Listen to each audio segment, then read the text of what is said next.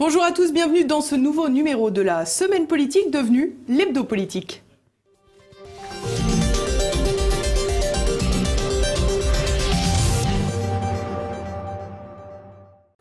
Au programme de cette nouvelle édition, l'actualité politique de la santé et la découverte du ministre Agnès Buzyn qui vaut le détour. Depuis le début de la semaine, le projet de loi de finances de la sécurité sociale est débattu à l'Assemblée. 57 articles, 1 millier d'amendements, le tout pour remplir un objectif ambitieux, faire 3 milliards d'économies pour arriver à 2,2 milliards d'euros de déficit en 2018, avec un certain nombre de mesures plus ou moins crédibles. C'est ce que l'on va voir aujourd'hui avec mon invité, Gérard Delépine. Bonsoir Gérard, merci d'être avec nous. Alors, vous êtes chirurgien orthopédiste, on vous connaît à TV Liberté, on vous a vu dans Oxygène, mais on vous a vu également dans Tête à Clash. Vous venez de publier avec votre épouse un nouvel ouvrage dont le titre exhaustif, Médicaments anti-cancer, peu efficaces, souvent toxiques et hors de prix. Au moins, on sait de quoi ça parle et c'est aux éditions, comme toujours, les éditions Michalon. Alors, pour commencer, Gérard, si vous êtes d'accord, avant de s'intéresser au vaste programme d'Agnès Buzyn, pour faire des économies, on va peut-être tout simplement faire connaissance avec le ministre de la Santé. On va écouter un petit sujet. C'est l'un des rares ministres du gouvernement Philippe dont on connaît déjà bien le visage. Agnès Buzyn n'a pas perdu de temps pour marquer les esprits. À peine arrivée, elle affichait déjà son grand chantier, rendre obligatoire 11 vaccins contre 3 actuellement.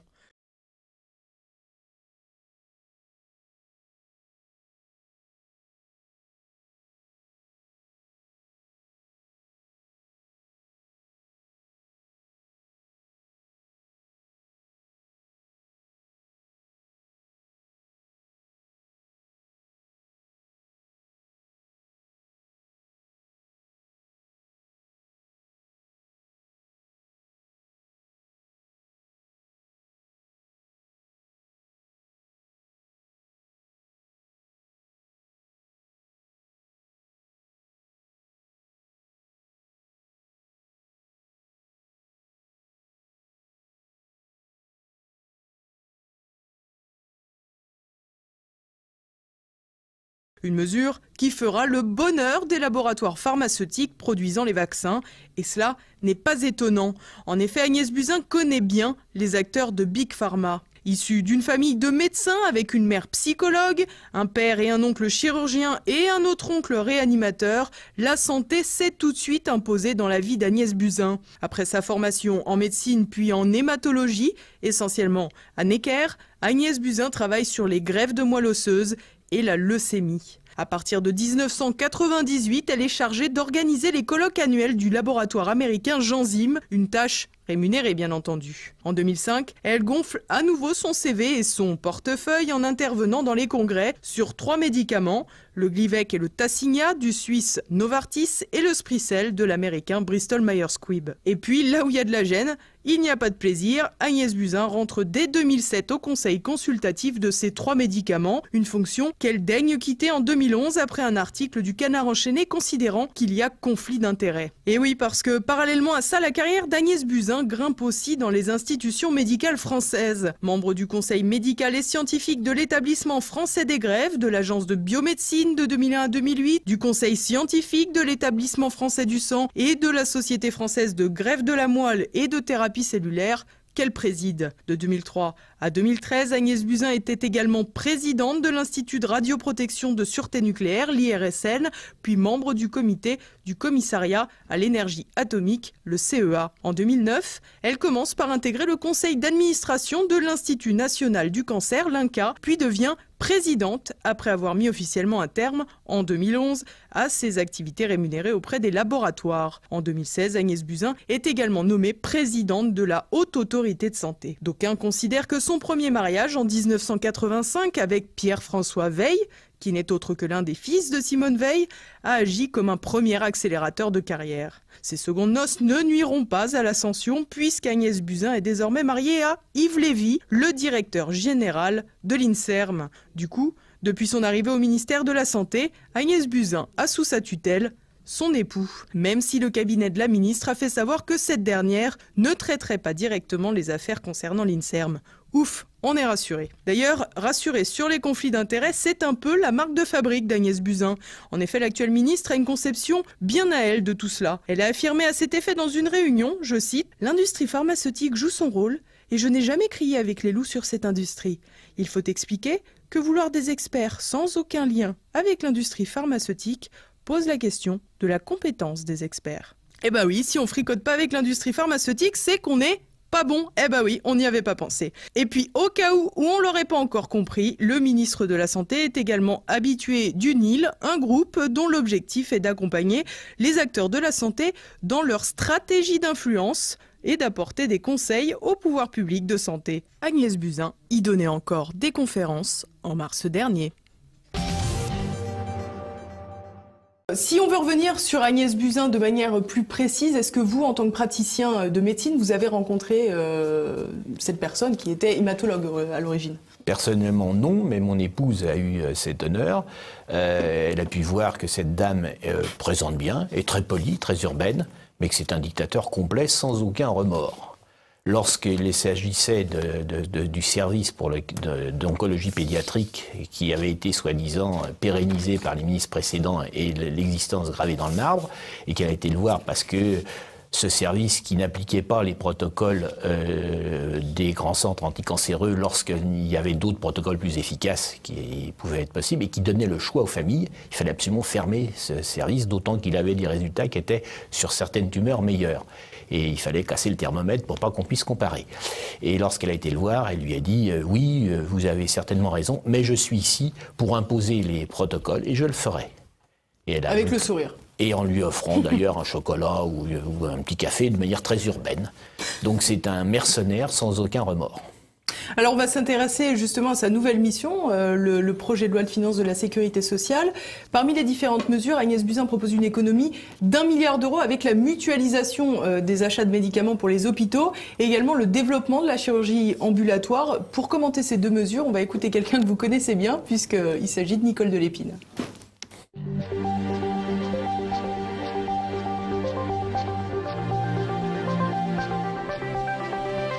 C'est une piste crédible si on s'occupe plus de soigner vraiment les gens en tant que patients qui ont besoin de soins, qui ont besoin d'être assurés la nuit où ils ont été opérés.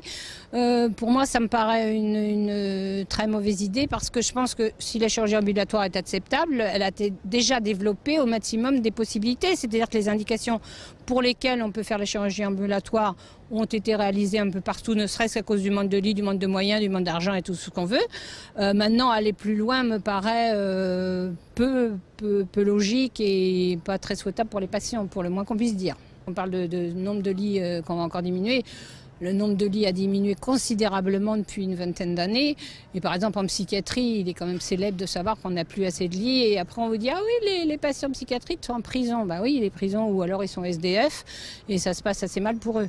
Donc vraiment, diminuer le nombre de lits de façon globale me paraît tout à fait utopique, on va dire.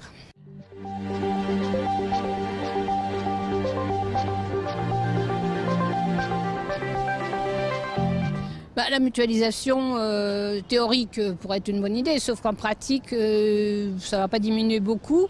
Et ce qui pourrait diminuer beaucoup, et dont je regrette qu'elle n'ait pas parlé, mais peut-être après cette émission le fera-t-elle, c'est de supprimer la liste en sus, ou en tout cas la liste en sus des groupes homogènes de malades, c'est-à-dire les médicaments chers, l'innovation thérapeutique chère, qui quand même aboutit à 5 milliards d'euros par an, en comptant les médicaments innovants et les matériaux innovants.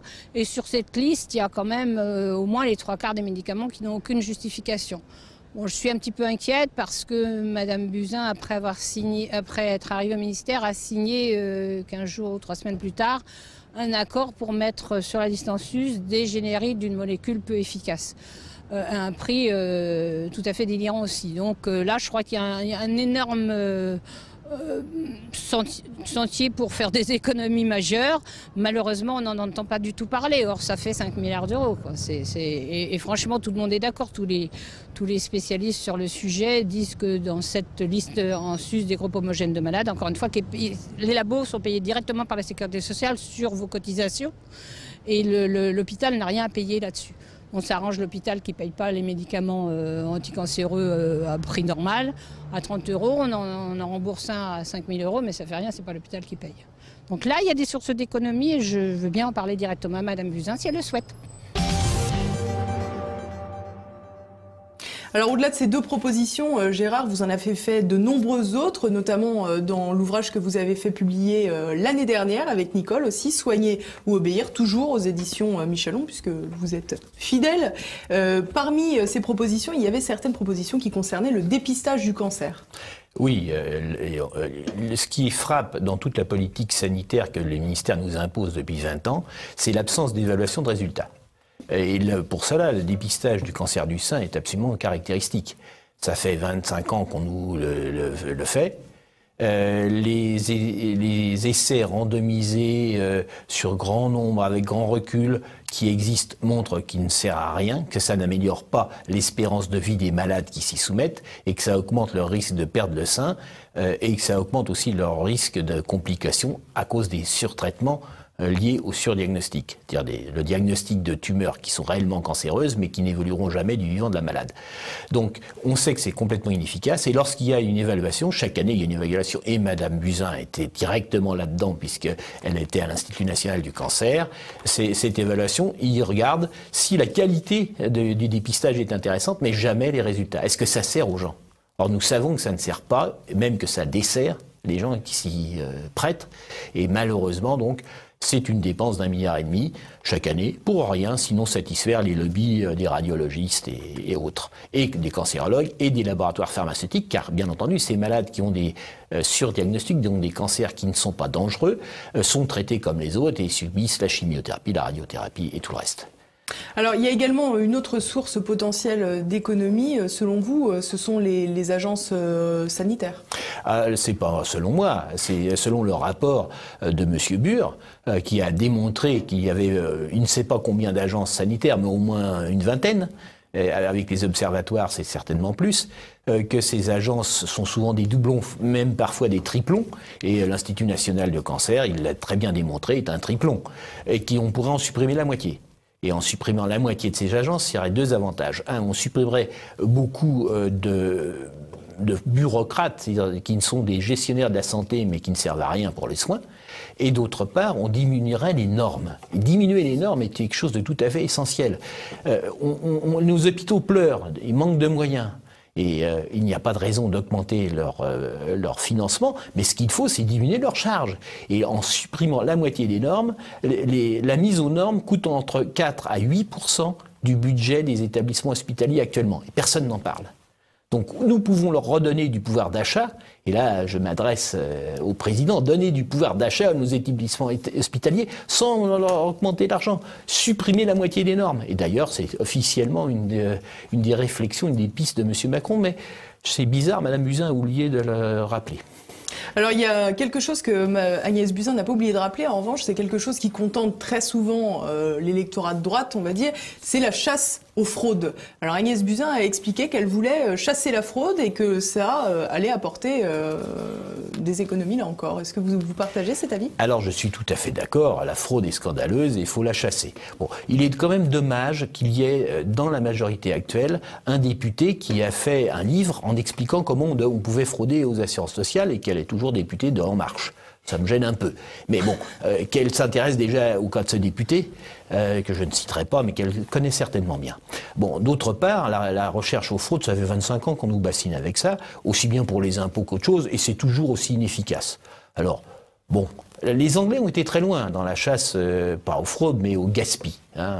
Sur le NSH, ils ont mis une bureaucratie délirante, grâce à quoi ils ont réussi à faire environ 600 millions d'économies, et ils ont dépensé pour faire cette économie de 600 millions environ 1 milliard. Donc la chasse aux fraudes, je veux bien, mais à condition qu'on l'évalue, un peu comme le dépistage du cancer. Le dépistage de la fraude doit être évalué, combien ça coûte et combien ça rapporte. Après, on pourra discuter.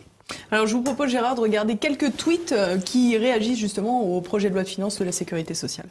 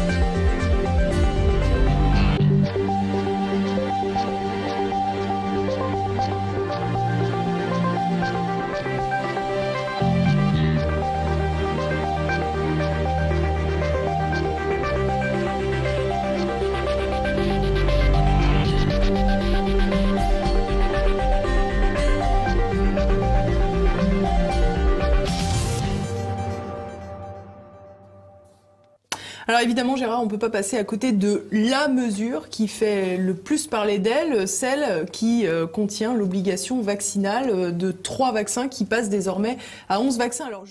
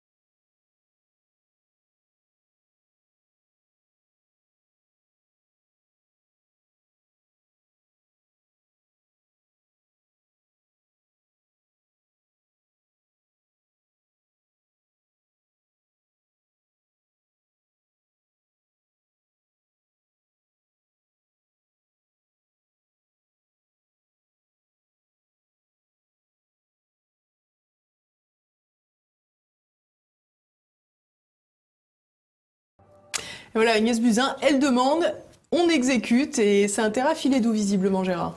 Ben, c'est très exactement ce que j'avais ressorti de l'entretien que mon épouse a eu avec elle. C'est vraiment un tyran, mais souriant. Mais alors, il y a la carotte et le bâton, on dit souvent avec les ânes. Est-ce qu'avec Agnès Buzyn, il y a la récompense au moins, si on fait ce qu'elle dit? Ah, il y a la récompense pour les médecins qui obéissent. Ça s'appelle la rémunération sur objectif prioritaire de santé. Et vous pouvez gagner 10 000 € si vous êtes obéissant, si vous faites vacciner les jeunes filles par le garde d'asile, si vous faites tous les petites si vous prônez le dépistage du cancer du sein, enfin toutes ces mesures qui ne s'imposent pas médicalement d'évidence. Car effectivement, pourquoi inciter des médecins à faire quelque chose si c'est un intérêt évident pour les malades? Il n'y a pas besoin. Le fait d'être médecin, on fait ce qui est évident dans le bien des malades.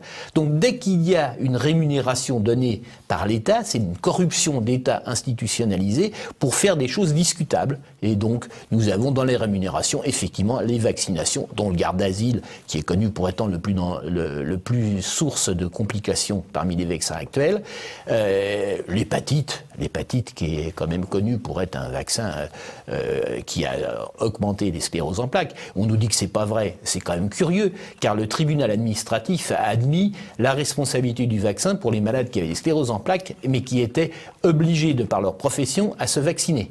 On ne l'a pas admis pour les gens qui ont eu le tort de suivre les recommandations et qui n'étaient pas obligés par la loi de se vacciner.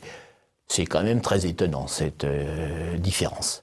Alors, on va peut-être insister à présent sur les possibles liens d'intérêt du ministre de la Santé. On voit que Nicolas Dupont-Aignan a mis le doigt dessus.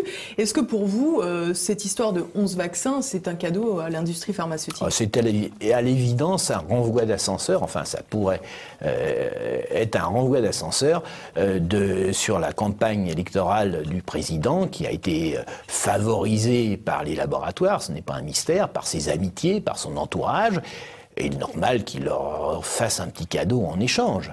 On ne voit pas la logique. La chose la plus simple, c'est regardons ce que font nos voisins, nos grands voisins, les Anglais, les Allemands. Les Allemands ni les Anglais n'ont d'obligation vaccinale. Elle parle de l'Italie rétablit l'obligation vaccinale. Moyennant quoi, il y a des manifestations dans les rues, et puis la Lombardie et la Vénétie demandent leur indépendance sanitaire. C'est pas une indépendance, c'est une indépendance sanitaire. Ils veulent récupérer le droit de gérer eux-mêmes leur santé parce que la population s'inquiète et s'y oppose. Là-dessus, je rappellerai ce que Mme Buzyn ne peut pas ignorer, qui est le procès des médecins de Nuremberg. Je veux bien pas le procès des nazis, le procès des médecins à Nuremberg, qui a fourni la base de l'éthique de la médecine et qui dit qu'on ne doit jamais administrer un traitement à quelqu'un, et encore plus s'il n'est pas malade, mais à quelqu'un, si ce n'est pas dans son intérêt propre. Donc tous les vaccinologues qui nous disent qu'il faut vacciner la population pour les autres devrait relire les attendus du tribunal de Alors c'est amusant ce que vous dites parce qu'elle invoque cet argument, mais uniquement pour les professionnels de santé, en expliquant qu'on ne peut pas imposer aux professionnels de santé, par exemple, de se vacciner contre la grippe, puisque c'est pas pour les protéger eux directement, mais pour protéger leurs patients les plus faibles, tels que les personnes âgées, par exemple. Mais par contre, pour les vaccins, elle maintient que c'est dans l'intérêt des enfants, tout simplement. Bon, alors pourquoi est-ce que nos amis anglais et allemands pensent le contraire? Et ils le disent officiellement, et c'est pas ancien. Madame Merkel a rappelé il y a 48 heures qu'il n'y a en aucun cas il n'y aurait d'obligation vaccinale en Allemagne. Et entre nous, des migrants, ils en ont encore beaucoup plus que nous. Hein. La Cour de Suède, la Cour constitutionnelle suédoise, a déclaré inconstitutionnelle l'obligation vaccinale. Puisque pour Agnès Buzyn, c'est très logique, elle évitera ainsi d'imposer à la sécurité sociale de traiter des maladies qui seront combattues par les vaccins. Cela est complètement faux. Il n'y a absolument aucune étude économique qui montre, premièrement, que, par exemple, prenons la grippe, hein, que la vaccination évite des soins. Pour la grippe, il y a une étude qui a été faite par l'Institut Cochrane qui montre que les antiviraux qui ont été proposés lors de la fameuse grippe H1N1 et la vaccination peuvent au maximum améliorer d'un jour la durée d'hospitalisation. Pour la vaccination contre la grippe, qu'on nous a fait tout un cinéma récemment à propos des EHPAD et des morts, hein, on a oublié de signaler que les gens qui avaient été vaccinés ont eu un pourcentage de morts supérieur à ceux qui n'avaient pas été vaccinés dans les EHPAD. Et on utilise les morts en disant il faut vacciner, alors que l'analyse objective des résultats montrait exactement le contraire. Je veux dire que les données ont très vite disparu des journaux. Hein, c'est paru pendant 2 jours et ça a disparu. Alors ça tombe bien, vous m'apportez la question suivante sur un plateau. On a eu le sentiment que ce gouvernement insistait depuis son arrivée sur la transparence. Pourtant, on peut considérer qu'il pourrait encore faire un effort. Un effort considérable. Il est complètement scandaleux que nous n'appliquions pas en France les règles qui sont au moins aux États-Unis. Je ne prends pas des pays particulièrement rouges, hein, où aux États-Unis on déclare tous les liens d'intérêt. Tous les liens d'intérêt. Il est essentiel, et cette loi a été votée du temps de Sarkozy par 80% de nos députés. Elle a été massacrée dans les textes d'application par la ministre précédente, et Madame Buzyn est exactement dans le droit de fil de ne pas appliquer la transparence. Il est essentiel, alors j'ai un exemple très bête et très récent, à propos des vaccins, justement. J'étais à la commission des affaires sociales pour être entendu avec d'autres. Et lorsque j'ai été, j'ai simplement rappelé les règles de la déontologie du procès de Nuremberg des médecins, et également la loi française. J'ai fait un rappel à la loi française dans cette commission disant que tout médecin qui s'exprime en public doit donner ses liens d'intérêt. Je précise ici d'ailleurs que je n'ai aucun lien d'intérêt avec aucune entreprise du médicament. Eh bien, j'ai eu en face de moi, parmi les gens qui prônaient les vaccins à tout crin, le professeur Lelièvre de Créteil qui affirmait devant cette commission qu'il n'avait aucun lien d'intérêt. Et j'ai été extrêmement surpris le lendemain en vérifiant sur Edimark, où il est marqué qu'il y a avoir 2 liens d'intérêt. Et pas avec n'importe qui, avec un trust de vaccinologues, d'entreprises qui vendent des vaccins. Et puis, en feuilletant un peu les revues internationales, j'ai également vu des liens d'intérêt avec 2 autres labos. Donc il a des liens d'intérêt déclarés, pas sur le site français .gouv, où là, je l'ai fait, il n'y avait rien du tout. Mais il n'y a rien du tout pour une simple raison. Les liens d'intérêt les plus corrupteurs sont les liens d'intérêt lorsque vous êtes conseiller d'un laboratoire. Ce sont des contrats juteux que le professeur Even a évalué environ 100 000 € par an. Parfois, ça c'est la base. Et parfois ça va, si on cumule, car souvent ce sont des multicartes, les représentants des laboratoires multicartes cachés, ils cumulent, ils arrivent à 500 000 € par an, c'est-à-dire 5 fois le salaire universitaire. Hein. Eh bien, ces contrats-là ont été exclus de la déclaration par notre ministre précédente qui a dit que le secret des affaires devait primer sur la sécurité sanitaire. Et donc, à partir du moment où un médecin est payé avec un contrat fixe par un laboratoire, il n'a pas à déclarer ce lien. De qui se moque-t-on ? Oui. Donc ce professeur Lelièvre, peut-être on va juste préciser qu'il est membre de la commission de la Haute Autorité de Santé pour les Absolument. vaccins. Il a été nommé par Agnès Buzyn elle-même il y a environ 6 mois. Et elle ne l'ignore pas parce que c'était le bras droit de son mari, Lévy. Et il a d'ailleurs hérité du service. que patronnait un peu M. Lévy. Et il faut rappeler aussi que M. Lévy est un éminent professeur, patron de l'INSERM, président de beaucoup d'organismes différents, et que toute sa vie professionnelle a été consacrée au vaccin. Alors, évidemment, c'est pas Madame Buzyn elle-même qui a un lien d'intérêt, c'est seulement son mari. Mais moi, ça me paraît quand même un peu choquant. Non, je dois être bien les vieux choses dans la famille Buzyn-Lévy. Absolument. Voilà.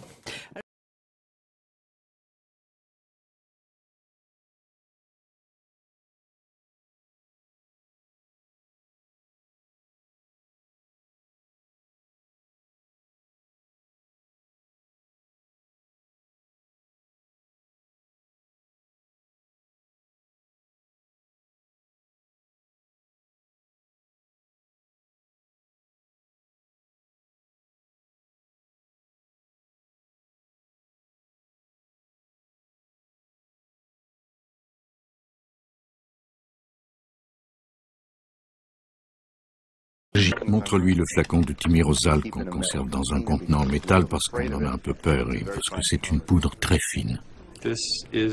Ça, c'est du thimerosal. L'étiquette dit très toxique, a des effets cumulatifs, peut endommager les reins, le système respiratoire, la peau et le système nerveux.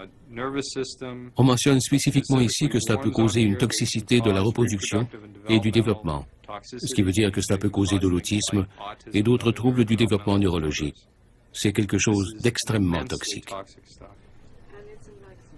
C'est ce qu'on trouve dans le vaccin. Thimerosal, 25 microgrammes de mercure par dose. Bien des gens ne sont pas au courant. Moi-même, je ne le savais pas. J'ai dû faire 2000 injections dans mon temps. Je m'occupe de vaccination depuis 35 ans. Je ne savais pas que contenait du thimerosal. Je crois que bien des médecins ignoraient cela. Ils ne savaient même pas que le mot thimerosal signifiait mercure.